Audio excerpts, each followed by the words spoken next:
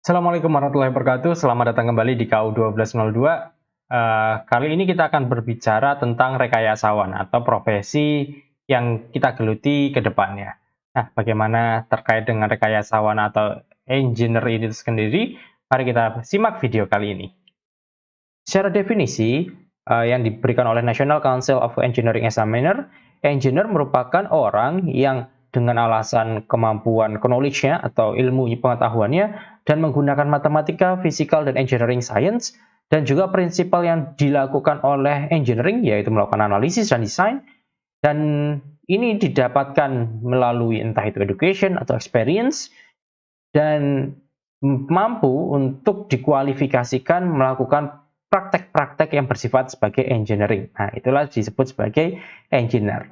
Menurut buku yang teman-teman anut, yaitu Koski et al. Pada tahun 2010, engineer ini adalah orang yang kreatif dan jenius gitu. Sementara apa yang dilakukan oleh engineer adalah melakukan sebuah solusi yang jenius untuk masalah-masalah sosial. Jadi teman-teman, inilah kenapa teman-teman saya berikan sebuah tugas, yaitu untuk mencari permasalahan yang ada di sekitar teman-teman. Karena tugas dari engineer itu adalah menemukan jawaban yang bisa dikatakan jenius itu adalah di luar kotak gitu ya, terkait dengan permasalahan yang ada.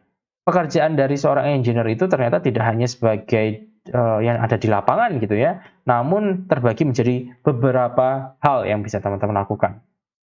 Contohnya adalah research, ini pasti gitu ya. Teman-teman tadi sudah lihat pada slide sebelumnya bahwa kita melakukan sebuah riset.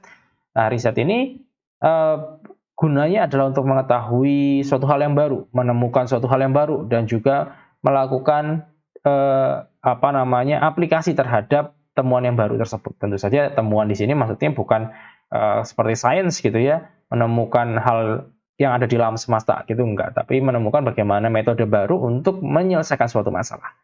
Yang kedua adalah development, seperti yang kita sudah lihat di dalam teknologi slide teknologi tersebut gitu ya, bahwa setelah riset dilakukan maka akan kita buat sebagai sebuah barang yang diproduksi secara massal, dan ini ada engineeringnya sendiri gitu. Kemudian ada desain, yaitu kita membuat sebuah ide, kemudian bagaimana production itu bisa dilaksanakan, nah itu bisa dari desain. Kemudian ada production and testing, sales, operation, construction, management, education, and consulting. Dan ini banyak sekali dari kakak-kakak kelas kalian yang memiliki pola pekerjaan yang berbeda-beda, mulai dari research tadi sampai consulting. Jadi teman-teman bisa memilih nanti ketika saya sudah lulus akan menjadi peranannya ada di sebelah mana. Nah, menurut data Persatuan Insinyur Indonesia pada tahun 2011, kita bisa melihat dari populasi insinyur di Indonesia, kemudian perbandingan dari 1 juta penduduk Indonesia per insinyur berapa, dari informasi tahun 2011 ini ya. Insinyur di Indonesia itu populasinya adalah 600 ribuan. Sementara kalau kita bagi dengan 1 juta dibagi dengan penduduk yang ada di Indonesia, maka sekitar 2.671 orang insinyur per 1 juta penduduk di Indonesia, dengan pendapatan GDP 511 billion gitu ya. Dan ini jika saja insinyur ini bisa ditingkatkan, diharapkan bisa meningkatkan pendapatan gross negara juga gitu ya. Seperti yang teman-teman bisa lihat di sini, pada tahun 2011 ini teman-teman bisa lihat Korea memiliki insinyur yang luar biasa banyak. Perbandingan insinyurnya adalah 25.309 dibandingkan 1 juta gitu ya, sangat jauh dari Indonesia. Dan bisa kita lihat GDP-nya adalah 929 billion pada tahun 2008. Kalau kita bandingkan dengan Indonesia yang 511, ini cukup jauh. Nah, diharapkan Indonesia dengan adanya teman-teman yang di sini bisa membangkitkan nih bahwa ya semakin banyak dong insinyur-insinyur yang muncul dari Indonesia itu sendiri gitu. Harapannya itu bisa mendorong GDP Indonesia. Selanjutnya, kita memiliki profil rekayasawan. Apa sih yang perlu kita miliki sebagai seorang rekayasawan?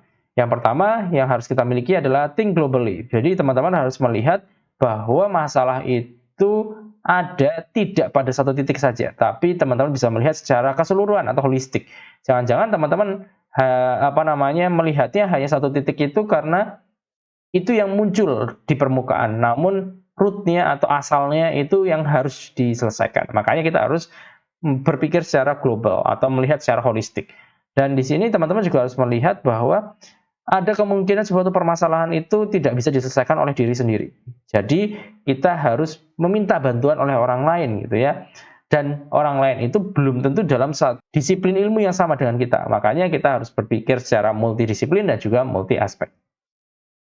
Selanjutnya, seorang rekayasawan ini juga harus melakukan suatu hal yang locally gitu ya. Locally di sini maksudnya apa? Teman-teman harus melihat ketika teman-teman sudah melihat permasalahan secara besar, teman-teman harus menyelesaikannya secara detail. Teman-teman harus precise, teman-teman harus melihat satu persatu sebenarnya masalah ini apa, kemudian dibuka, diselesaikan satu persatu sehingga teman-teman bisa mengatakan bahwa oh ya sudah permasalahan ini sudah selesai. Nah, ini adalah act locally.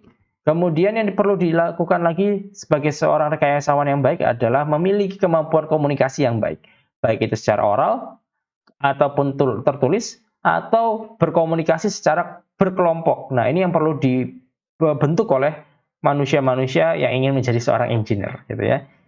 Selanjutnya, berpikir kreatif. Nah, kreatif ini bisa diartikan sebagai out of the box pemikirannya, ataupun penuh dengan inovasi-inovasi yang ada. Selanjutnya, yang tidak kalah penting adalah problem solver. Seorang rekayasawan ini harus berpikir untuk menyelesaikan sebuah masalah yang ada. Baik itu dengan menggunakan logical thinking-nya atau cara berpikir logikanya, ataupun bagaimana kita bisa menganalisis suatu permasalahan sehingga kita mengetahui nanti permasalahan ini harus diselesaikan dengan cara apa. Tadi teman-teman telah menyimak terkait dengan definisi dari rekayasawan dan apa sih yang nanti kita akan kerjakan selama menjadi seorang rekayasawan. Nah, semoga ilmu ini menjadi bermanfaat bagi teman-teman. Sampai jumpa lagi di video selanjutnya. Assalamualaikum warahmatullahi wabarakatuh.